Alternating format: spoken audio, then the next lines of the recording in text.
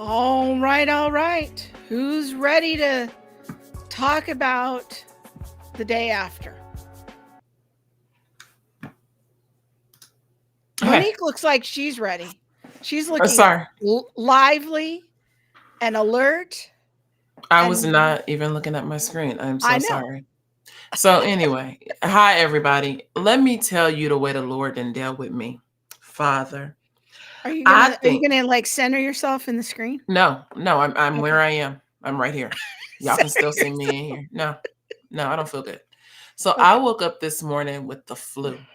Like, I'm like full out. Just, Well, I we had have a big slept. party last night at the We, house. we did, but I took grandma home at 10. Nine, that wasn't even 10. I was home by 10. So we had a election watch party at Krista's house. And her mom came and Emily came, Emily like everybody was came. together. Yeah. And so Abby made dinner for all of us. it was so It good. was like bigger than the Super Bowl. We were all having fun. Everybody was on their computer and looking at the latest, greatest numbers and all of that. I go home, I wake up this morning and I am just like flat out. But I feel like it's the Lord's way of not letting me get on here and talk about liberal tears, because I don't really have a voice and my finger, like everything about me just hurts. But if the Lord, I feel like if I, and I'm not saying the Lord is gonna give me something to strike me down, but maybe, I don't know. He know my level of petty. If I was not sick, I would have been on early. It would have been early. It would have been our early show. You Asking would have come what to the office and said, "We got to stream now." we need to stream. We need to talk about this. We need to talk about all the people who are crying, who are telling me soon I am to be lynched.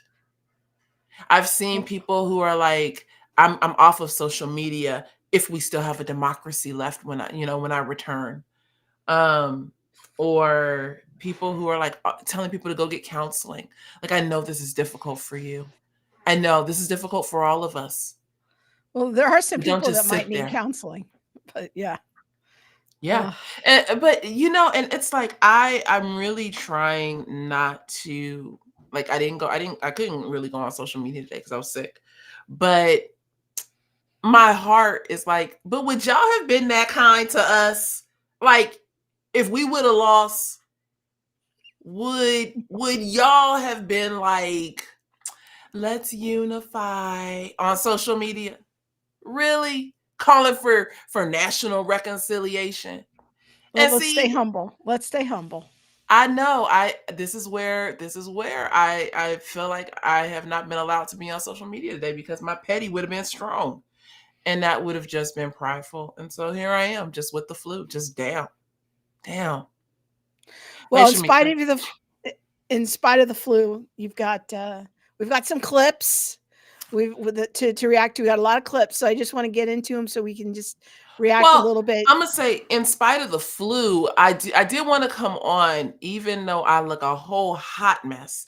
I did want to come on to encourage people to, like, remember to try to be humble. Like, I am encouraging my own self in this moment, Preaching to not to allow yourself. your petty to explode, not to be too prideful, to actually,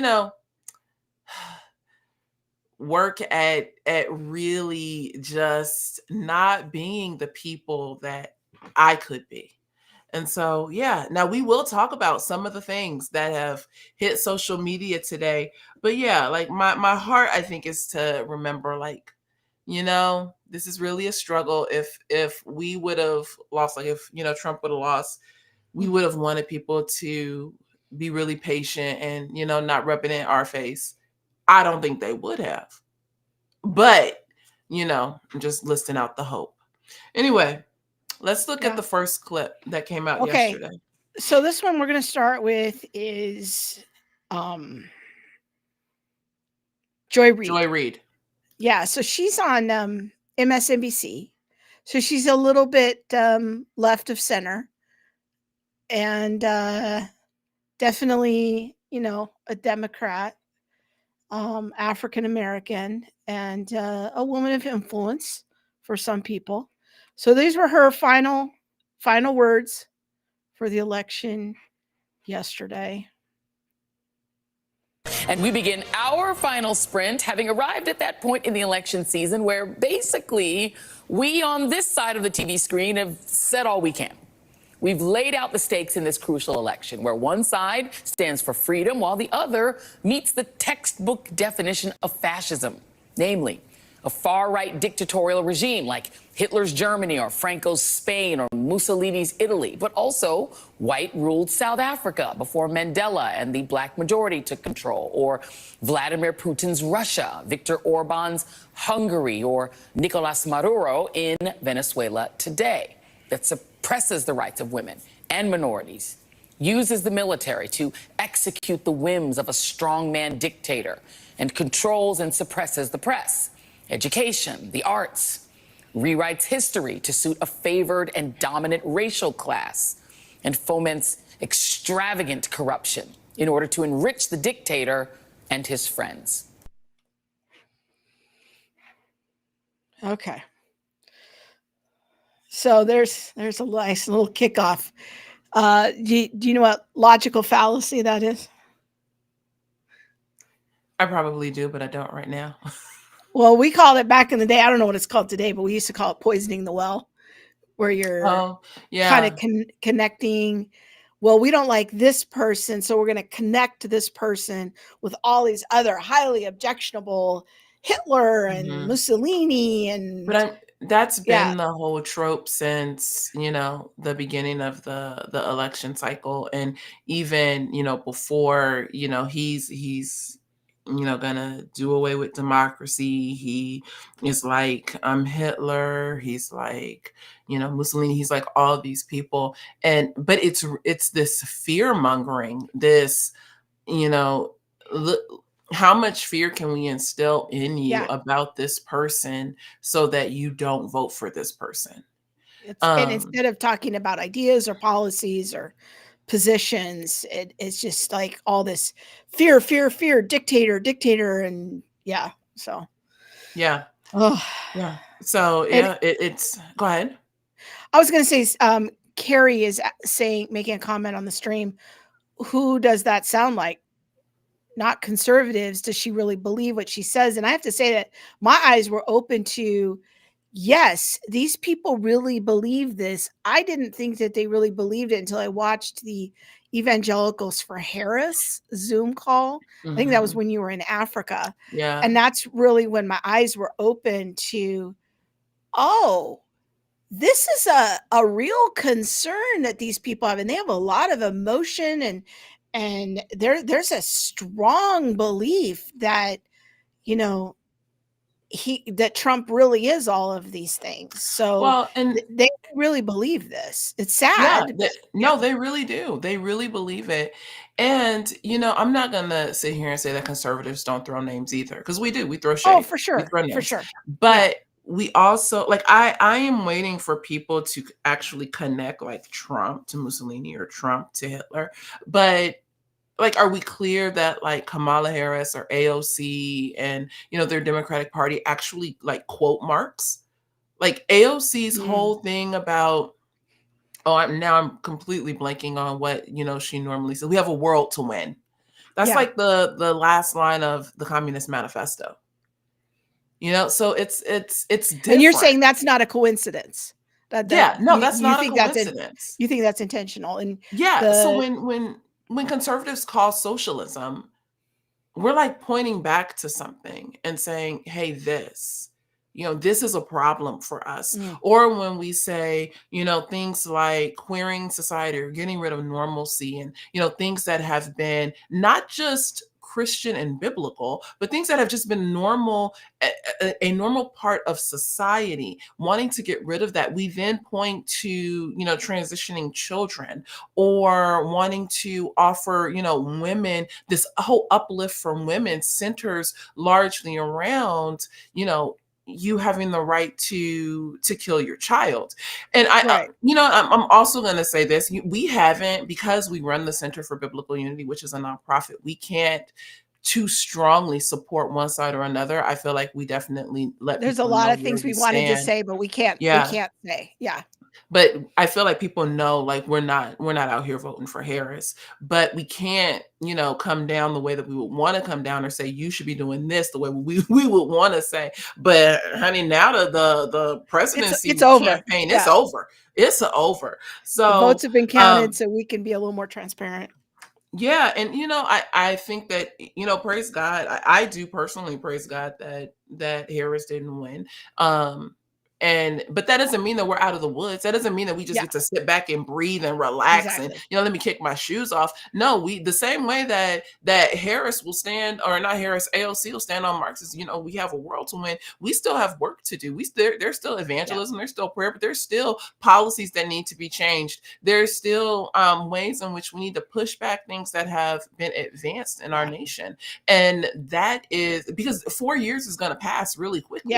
Yep. And so if 4 years pass really quickly, who's going to come in next? We need to make sure that we are, really securing up some of the policies in our land and doing so well, and not just, making it, oh, I forgot, I'm losing the word that I was going to use, but like making sure that we put the stamp on it, that we're really working hard for our nation, because we do have the greatest nation on the earth, in my personal opinion.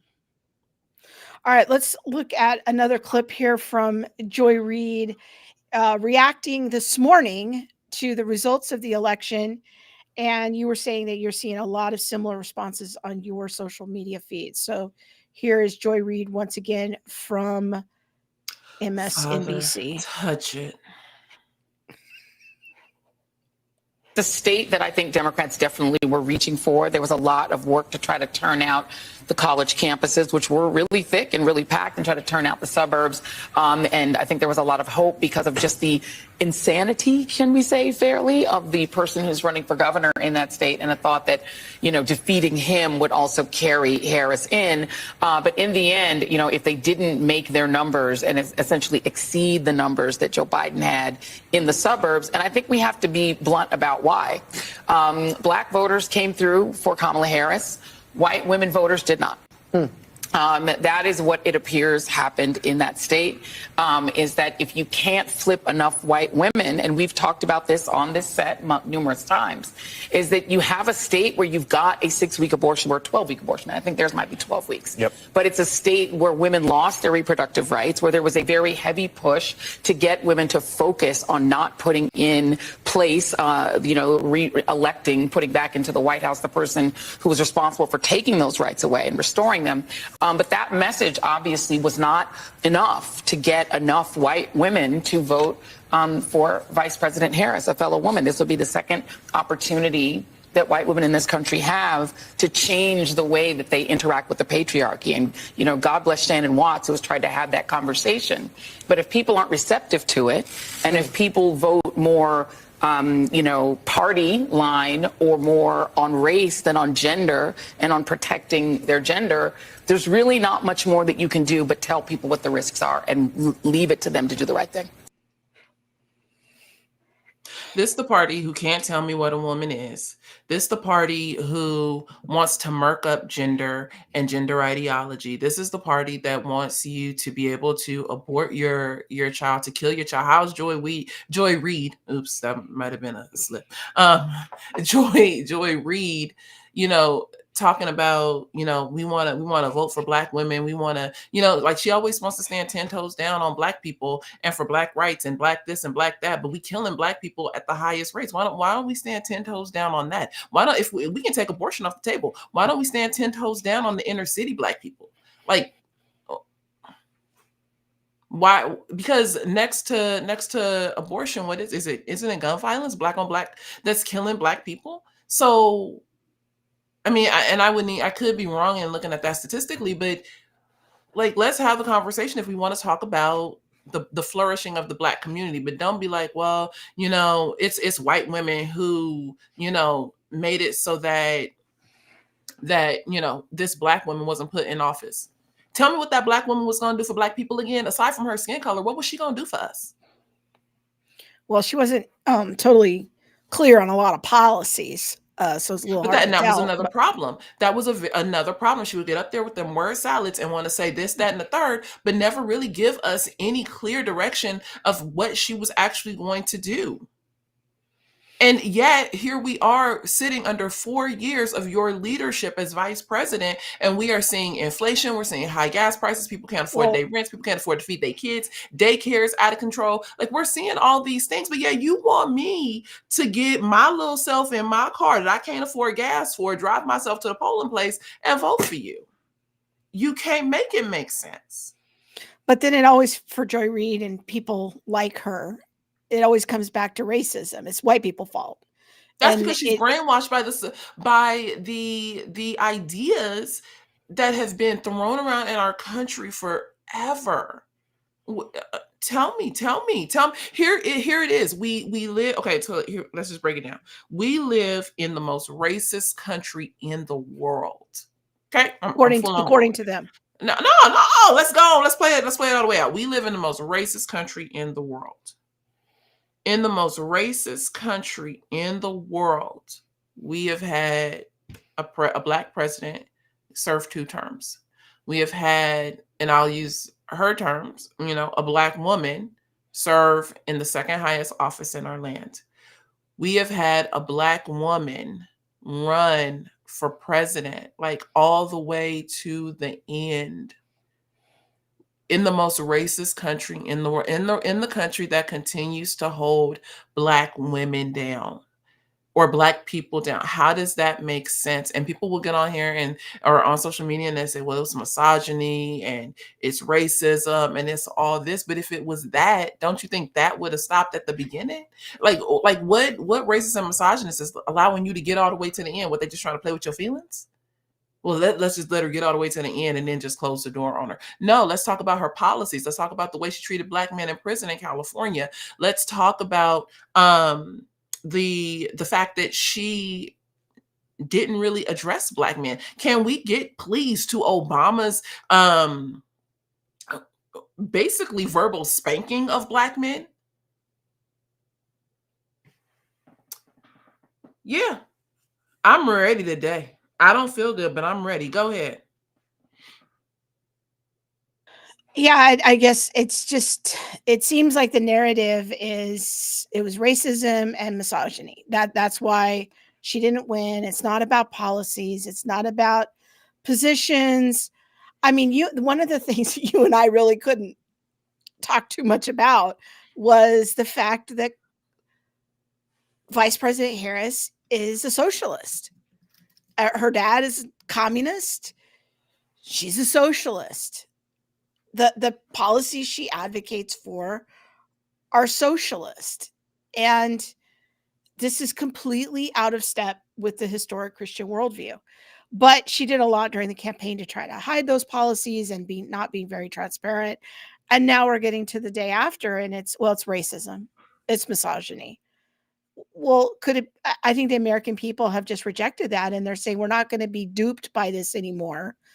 And you can call us racist, you can do whatever you want, but we're just not for these progressive policies. And it's about policies. It's not about racism. And we're sort of over the fear of being called racist. I don't know. That's my thought about it. I think that's part of it. Go ahead. Sorry. I'm just jumping in. Sorry. It's the medication. Let me just be honest. It is what it is. Some people are commenting, just about the videos. I'm not going to play the audio from this because it has some foul language, but people can. Oh, I can narrate this. I mean, no, they can read the captions, but I'll describe it for the podcast. So there's this young gal. She looks maybe in her 20s, and she's mad about the election, and so she's shaving her head. And as she's shaving her head, it's basically her protest against the patriarchy. So she's going to just shave her head. Ain't no way. I mean, if ain't nothing else came to light, it's mental health. And the shave wasn't working. And so she's just started cutting her hair randomly on the TikTok. And I said to Emily earlier, I sent her this video. I said, this gal needs like Therapy. professional help. And I said, the sad thing is that she's probably a psych major.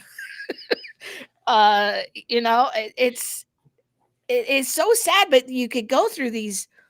There's whole compilations on Twitter of the crying and the, you know, people they genuinely believe that abortion is a human right, that it is a human right to be able to dismember and kill your child, and that you men ought to support. I'm supporting. There's a whole genre of videos on X right now of men saying yesterday, I voted for Kamala because, you know, she's pro-abortion and I did it for my daughter. And I'm like, okay, so if we follow that thought trail all the way out, you did it because you want to support your daughter killing your grandchild? Do you not see what you're doing here? I don't know. What are your thoughts about I these just think crying that videos? I think that the power of suggestion and the power of fear is so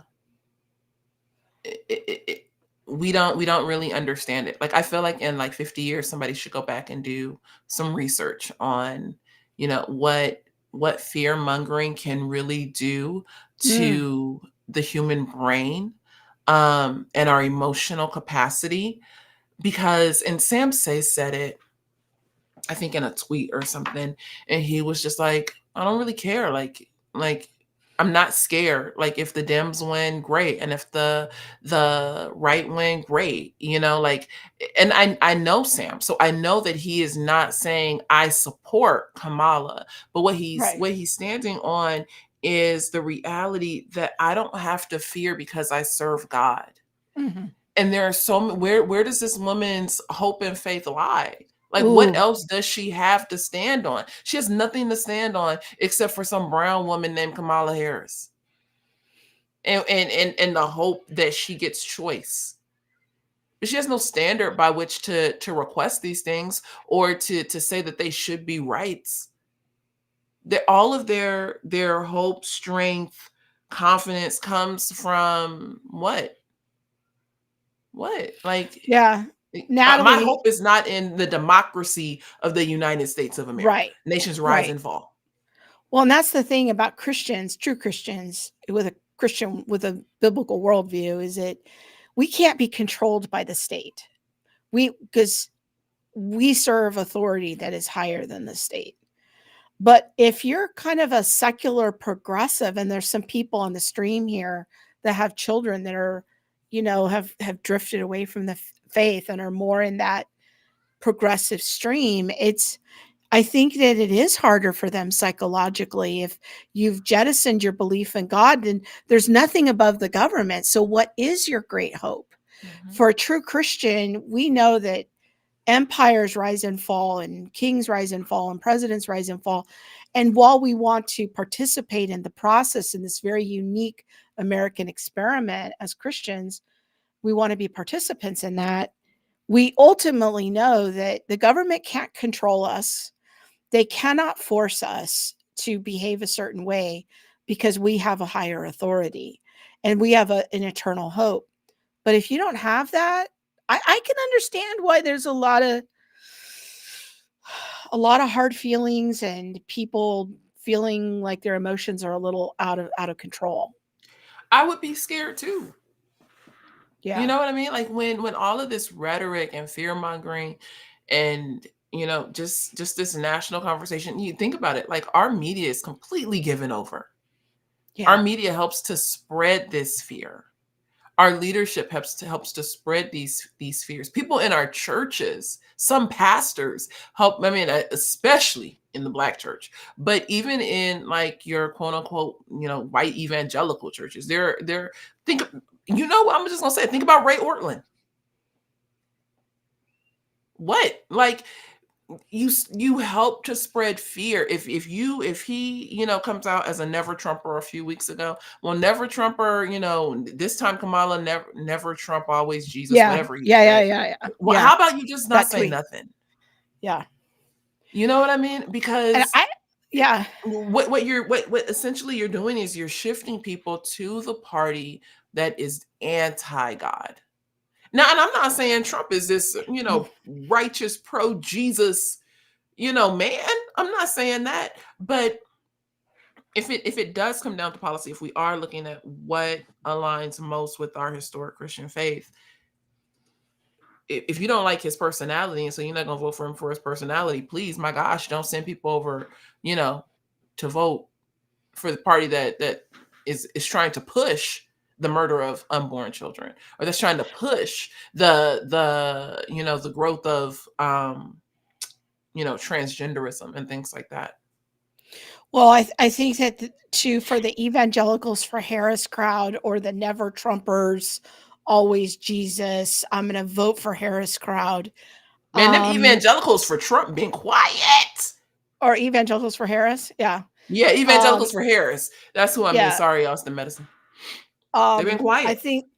I think that for that group, Woke Preacher Clips made an interesting comment this morning on X, and he says those people think that they can vote for progressive policies, but that it won't result in progressive theology eventually. They don't see the connection.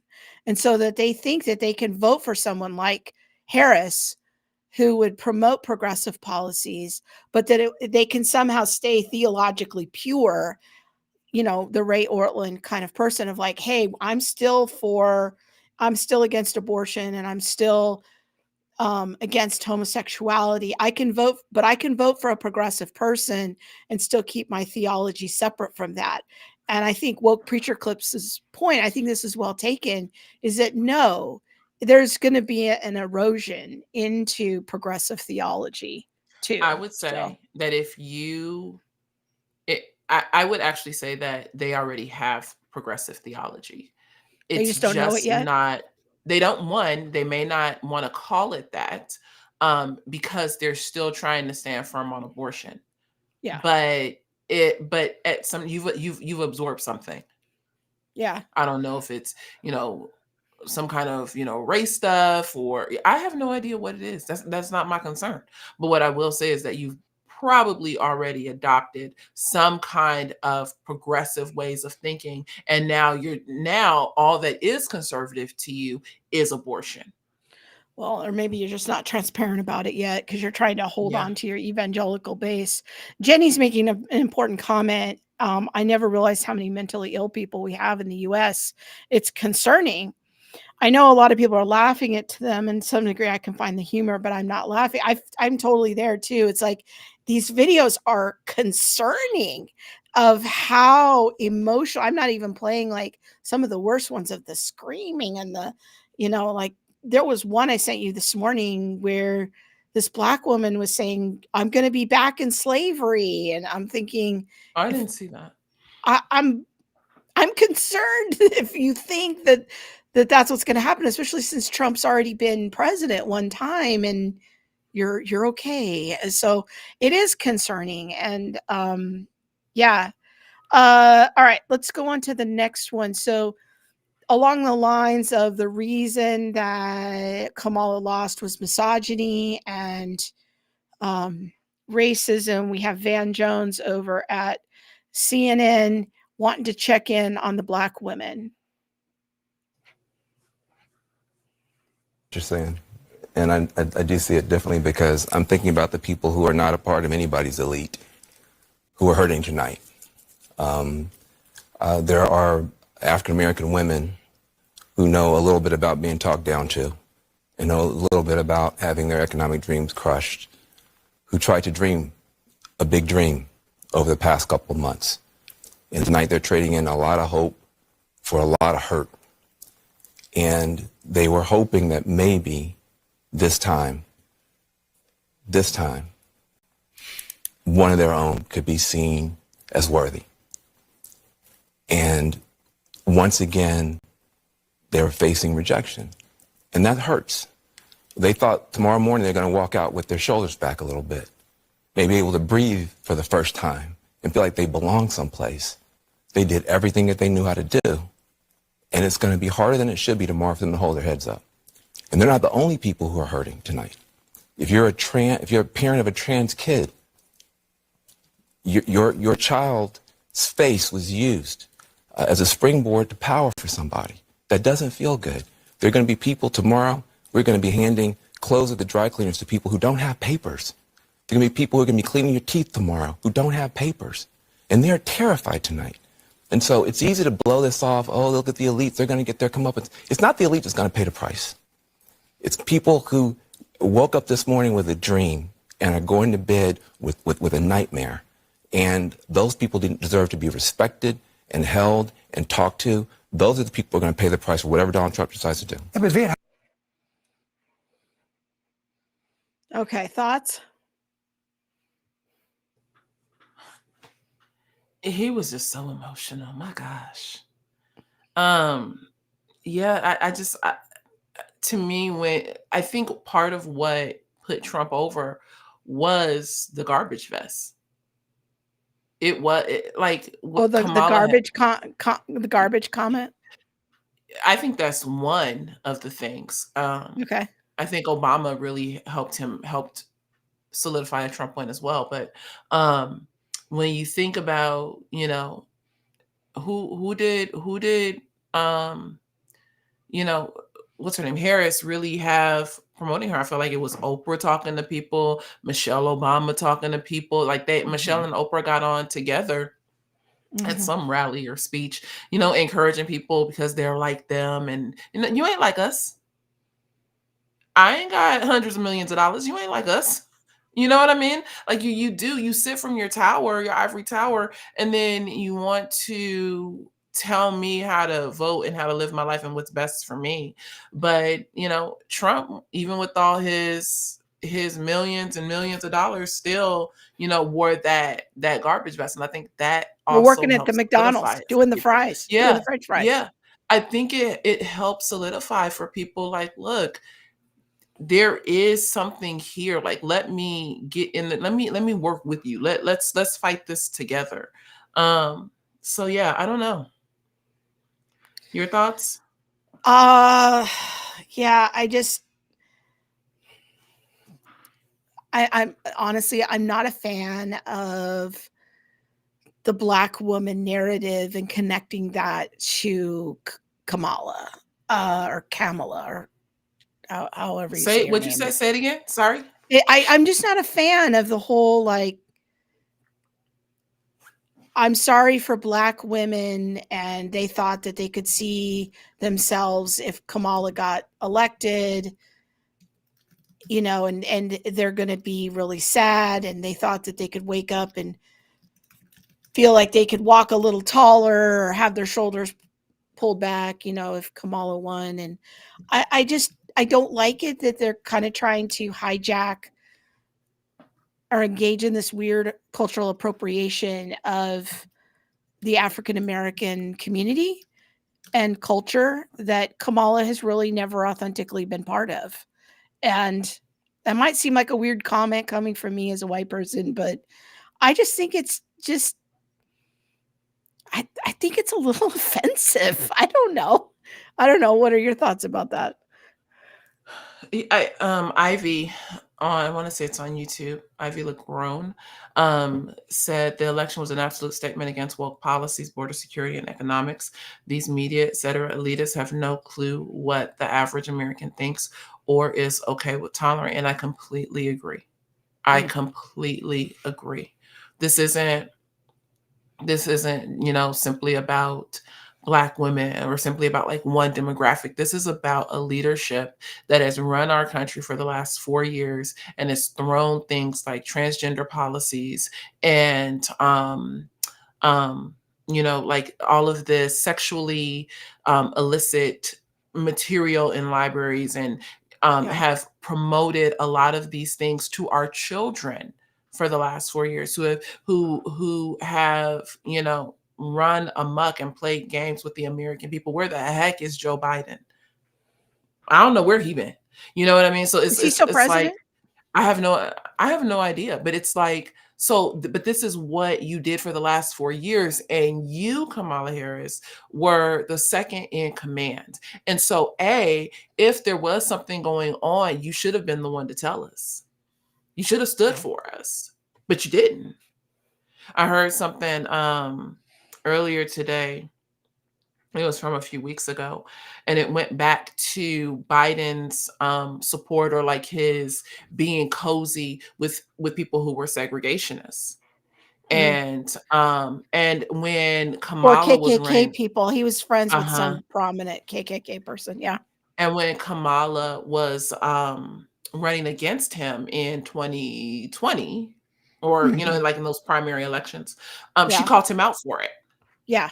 And so she called him out for it, but then she ended up becoming, his teammate. You got to remember, honey, that don't sit well with us. Like, we ain't chummy with the KKK folk. You know what I mean? And so there's so much more to everything that went into why she didn't win. And yes, Black women want to stand 10 toes down with her, and that's fine. But you know who didn't stand 10 toes down with her was Black men. And you can blame white women all you want. I would be Well, really let's hear about that. to see Uh, Black men, or to see the poll numbers of nationally how Black men Yeah. came out for her. all right. Well, let's listen while we're on that subject to Barack Obama talking about that very issue. I'm going to go ahead and just speak some truths, if you don't mind. Yes. Because my understanding, based on reports I'm getting from campaigns and communities, is that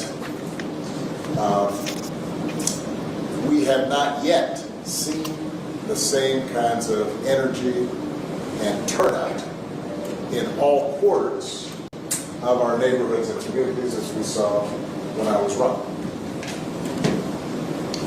Now,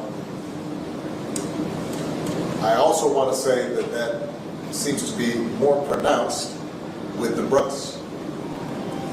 So if you don't mind, just for a second, I'm going to speak to y'all directly and say that when you have a choice that is this clear, when on the one hand you have somebody who grew up like you, knows you, went to college with you, understands the struggles and pain and joy that comes from those experiences, who's had to work harder and do more and overcome and achieves the second highest office in the land and is putting forward concrete proposals to directly address the things that are vital in our neighborhoods and our communities, from housing to making sure.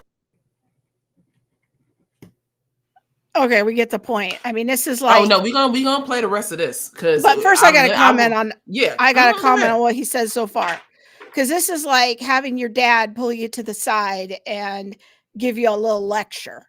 That's to me the tone of this. Is you got all those young Black men standing there, and he's telling them, stop screwing up your life. Like this is a dad or an uncle pulling you to the side and giving you a talk about, as a teenager, about how you're making bad choices, and trying to paint Kamala as if she's part of the African American community. Now, she did go to Howard, which is a historically Black college, but she grew up in a uppity prep school in Canada. Like she's not an African American. She's not part of the culture. I just don't. But does he? I don't know. This is very confusing to me. I'll let you comment. So, as a kid, when you got in trouble at school, and this was in the hood, like I don't know what it was like in the suburbs, but like in my, like especially my elementary school years, what you never wanted was to get a spanking in public. And you knew your mama would spank you in public. Your mama give a dang. You mess up, I'm gonna spank you in public. If you messed up at school, let's say you was talking back to a teacher, let's say you was just wilding out at school, your mama will come up there with her house coat on, and you know your black mama, she always got she hold it right here, she walk up, she have her rollers in her hair. I grew up in the hood, like this was it, okay? And your mama will spank your butt right there, or she'll yell at you right there and say, wait till we get home, or I can't believe you, don't you ever. And that was what Barack Obama did, except it wasn't on the schoolyard. It wasn't a father-son encouragement pep talk. Everybody know what he did. He verbally chastised black men across the nation. That's So what I'm while he was, saying. Is yeah, this but like but you're, it, but that isn't. But there's a difference between my dad talking to me in the room and being like, "Son, come on now, we got to do better than that." okay? And you being in the middle of the schoolyard with all your friends looking, because now we in mixed company. This conversation that Barack Obama had with these guys in this room was now broadcast to everybody, not just around America, but also in other countries. We in mixed company now. And when I say mixed company, I mean, we in front of white people, we in front of Asians, we in front of Hispanic. Like hold on. And now you questioning my motive?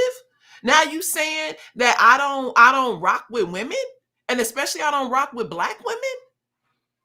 Who are you? How dare you? How dare you come to black people, especially black men, and tell us that we don't rock with black women? Now, Mike Davis is correcting me. He says you're right. It is not. We did not take it as a dad chastising us. So I stand corrected. And so I appreciate it's not. that. It is your mama coming in the middle of the schoolyard and embarrassing you. Like, did you see the look that he gave them when he was like, I need to talk to the brothers? We know that look. And even though people who might be in quote unquote white culture don't know, and it feels like that my dad, he's really trying to encourage them. Look at, no. You don't do that in front of mixed company. And we was in front of mixed company. And two, how dare you question my motive and tell me that I don't rock with black women, especially when I was most likely raised by one. Everything about it was wrong. He didn't talk about the fact that Kamala is now chummy and running under the guy who was friends with the KKK supportive guy. You know, like, we aren't talking about the fact that she's promoting trans ideas over a black agenda. We're not talking about the fact that many people in her party have supported horrible immigration policies that have displaced black children in some black schools in our nation. But yet you as a black man want to tell me that the guy who's saying, here, let me help you educate your kids. Let's do this. Let's do that. I'm not perfect. But, you know, hey, this team over here ain't really doing much for you, but he's the racist. It didn't fly with black men. I think that was the moment when the black male vote, many black male votes against Kamala were solidified. And I think that they don't understand the damage that was done and the way that landed with black people. And I mean, if Obama black, he should know. Yeah, how you gonna? Because I wish you would. You ain't gonna come up here and talk to me any kind of way. And that was exactly, I feel like, the sentiment among many black men. You ain't gonna talk to me any kind of way. And Mike says there was a response that a lot of black men had that I will not repeat because I'm still trying to make it to heaven. Amen. Amen. The best response I saw from that was by, let me see what his name is. And I know his name. I'm just completely blanking on it. I don't agree with him on most things. Let me see what his name is. It's Stephen. Is it Stephen K. Smith? Stephen A. Smith. He's on ESPN. Ian. Yeah. Stephen A. Smith. He went in. He went in. And I was like, yep. Yep. And I know people ain't gonna get it, but this is what happened. Well, appreciate you explaining that. Do you want to play the rest of the clip, or do you want to move on to something else? No, I guess we can move on to something else. All right. Because he goes on for another 2.5 minutes. I know. And for that whole 2.5 minutes, I'm just like, this is what solidified. It wasn't white women. Black women make up the majority, if I'm not mistaken, of the Democratic vote, and black men are second. Mm. They could have won. But black men, they tired of not, like, what's going on with the job market? What's going on with feeding my family? How, like, I got to get gas to get back and forth. Gas is out here sometimes $5 and $6. Like, we need something different.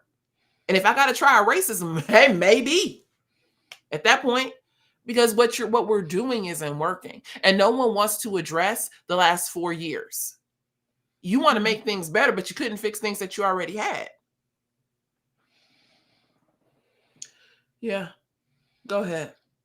What's next? All right.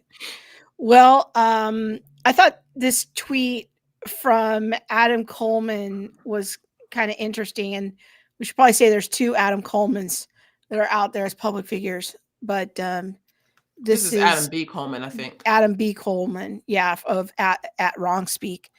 But he says this election is not only a referendum on Kamala's connection to the Biden administration's failed policies, but also a rejection of what Democrats have become. It's an elitist, condescending, misandrist party filled with ideologues who don't care about the middle class. Democrats thought they could hot swap Joe Biden out for Kamala Harris and set her up to fail by trying to get her campaign in a few months for what normally takes upwards of a year to accomplish. I think that they really thought they could run on the Trump is a Nazi platform, and that Americans were going to jump in line with all their progressive policies. And I think that this was a referendum that a lot of Americans, working class Americans, said we're not down with the having men in women's spaces and girls sports, and we're not down with drag queen story hour, and we're not down with pronouns in the military over, our safety. We're not down with all of the endless wars. I mean, there was a lot of things that I think the American people are just like, we're not doing this anymore. The unsecured borders, we don't know who's coming. And Americans are very generous and very forgiving people. But even in California, I don't know if you know this, but the law passed to kind of undo this law that we have here, where you can steal up to almost $1,000 and it's only a misdemeanor and really nothing happens to you. Did it already? But it don't go into effect until January, right, girl? I need to get gas. And there's some shoes I like. Don't be saying stuff like that. Let me stop. People think you're serious. But it's just even in liberal California, it's like we've said we're not down with the critical criminal justice policies. We're not doing this anymore. And I don't think that the liberals get it completely. So along those lines, I want to play this, I think, pretty amazing clip. This is a mandate. Has won the national popular vote for the first time for a Republican for the first time since 2004. This is a big deal. This isn't backing into the office. This is a mandate to do what you said you were going to do.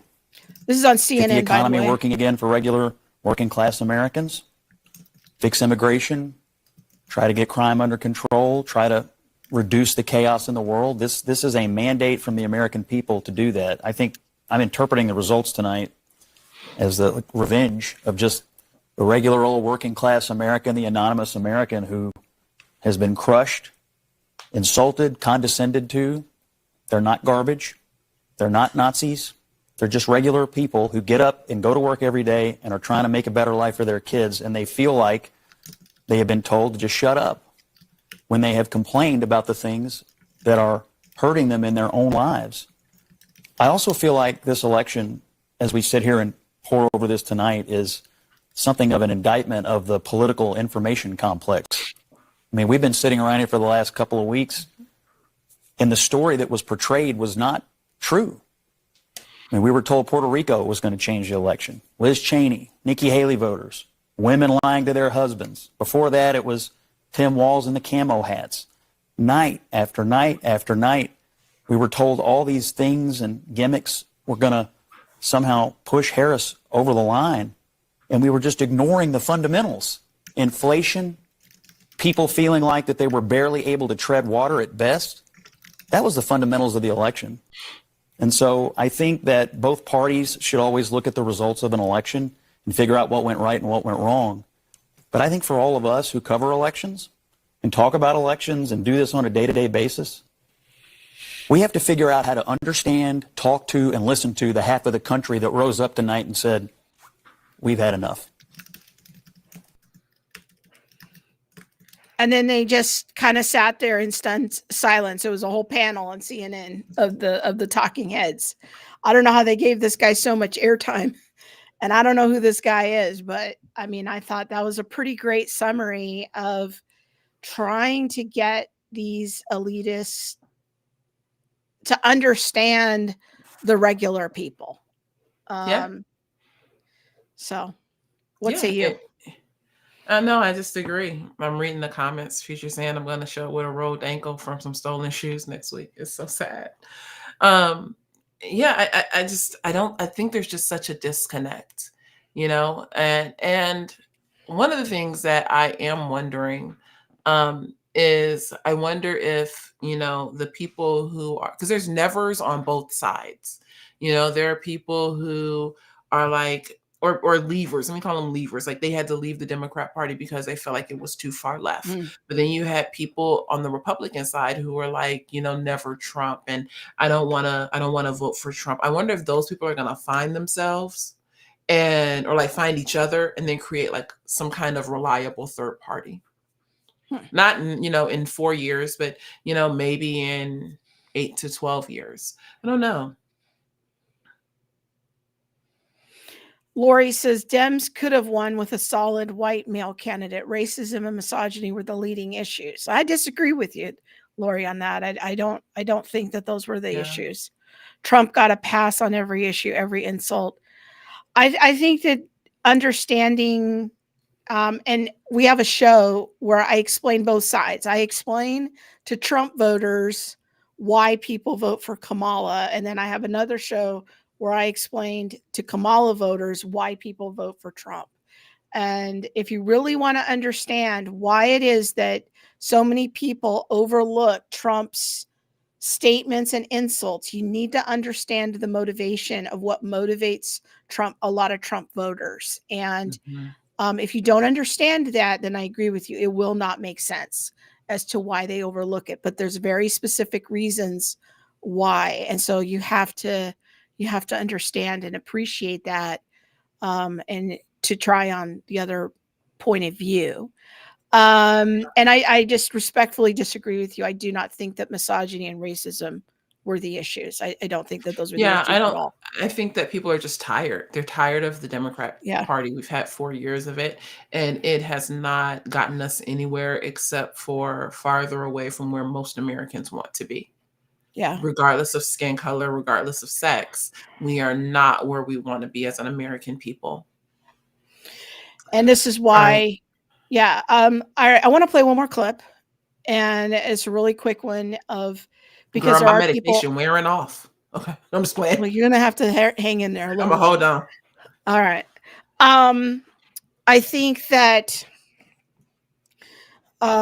this is just another one of, like, we might call them a crying video. But the reason I wanted to play this is because there are people who are on the stream, and I know people that follow the ministry that are in this situation where they have children or parents who are more progressive, and are going to cut off communication with them Oh yeah, this was based really on sad. how they vote. And so I want to play this clip because this struggle is very real in a lot of families. I hate to be the person that gets on here and cries, but this could break me and my parents apart because they just don't understand what they voted for and like what it means and the bigotry and hatred that they stand behind and how I like am trying to be a good person. I'm not Catholic like they are, which is ironic because it's like religion's supposed to make you love. But I could see it like breaking me and my parents apart because they just don't get it and they don't get that they voted for someone who's gonna make my friends' lives hell. My life's okay. I'm a white woman, but my friends are not gonna be okay. And here again, we have the very real concerns. We're not playing this to laugh at this gal. She truly believes that her Black friends are in jeopardy, that something bad's going to happen to them. And she's upset with her Catholic parents who voted conservatively, and that she thinks it could ruin their relationship. This dynamic is increasingly common because she truly believes in her heart that the reason her parents voted for Trump is because they're racist. What say you? I mean, between the redefinition of racism and what racism actually is now today, and especially like in someone like her generation and what they've grown up understanding racism to be, yes, I can see her fears, but also the fear mongering, the repeated telling of, well, this is racist, or he said that, or the comedian said this. You see, it's just racist. It's just racist. That is what is continually beat down over people. And so, yes, their fears are just very real. But yes, there will be families that are cut off. There will be parents who will be cut off by kids cut off by parents, siblings cut off from one another because of the way they chose to vote. And that's really sad. It is really sad to think that we can't agree to disagree, that we can't know that we might have differing values, but I still love you. This is where we are in our nation, and it's largely based on ignorance. It's based on a lot of fear, and and definitely mental health issues. Yeah. And I think that a good female candidate could have beat Trump, but it was a policy issue. It was a policy, and the time for, our debating and all of that was during the primaries, but the Democrats didn't do a primary, and they just kind of coronated Kamala and what that she was going to run and replace Biden. And I think that America would vote for a woman. I think America would even vote for a Black woman. Oh, I think Michelle Obama totally could have run and won. But she chose not to. But I do think that, to your point, like a Black woman could have run and could have won. I just think I that don't think Kamala that it wasn't needed to be a white man. Yeah. No, she's not. She's not likable. She gets on there and does this annoying cackle laugh. She doesn't speak clearly. She didn't list out what her cabinet would be doing for the betterment and advancement of America. She did not address what happened in the last 4 years under your vice presidency. She said she wouldn't change anything under the Biden, and that Biden didn't make any mistakes. She wouldn't change anything. And so it's going to be just a continuation of the same. And the American people said, we don't want those policies anymore. It was too much. Can't do that. Yes. Yeah. So it could have been anyone else if they would have actually been articulate, if they would have addressed points that the people were concerned about. There was nothing really addressed that really spoke to the concern of the majority of people, because we have to remember Trump didn't only get the electoral college, he also got the populist vote. Popular vote. Yeah. All right, we're going to end it tonight, and we're going to sign off right now, and I'm going to play a video as we end, something a little happy. I thought this was so beautiful, and it's people are talking about Tulsi Gabbard. I want to encourage you to pray for Tulsi Gabbard. She is out of Hawaii. She's Hawaiian. She served in the military proudly. She's a little bit progressive. I wish, and I'm praying for her that she will change her mind on certain social policies related to abortion and homosexuality. But in the spirit of creation identity and just beauty and matters of providence, I'm going to end tonight with this beautiful Hawaiian lullaby being sung by Tulsi Gabbard and her husband. Just a little beauty in the storm. And with that, we will say good night. And yes, she is pro-abortion. I'm aware of that. I just said pray for her.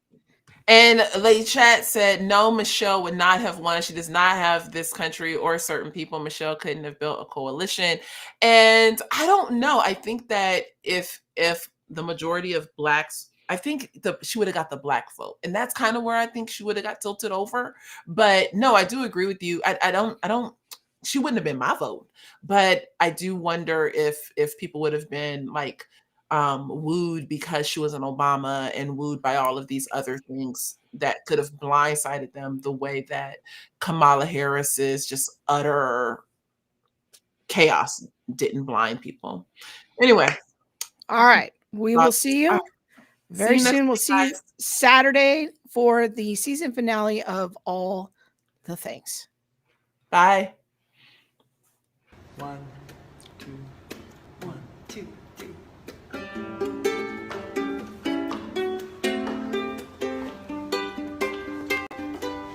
Where I live, there are rainbows, with life in the laughter of morning and starry nights. Where I live, there are rainbows, with flowers full of colors and birds filled with song. I can smile when it's raining, touch the warmth of the sun. I hear children laughing in this place that I love. Where I live, there are rainbows, with life in the laughter of morning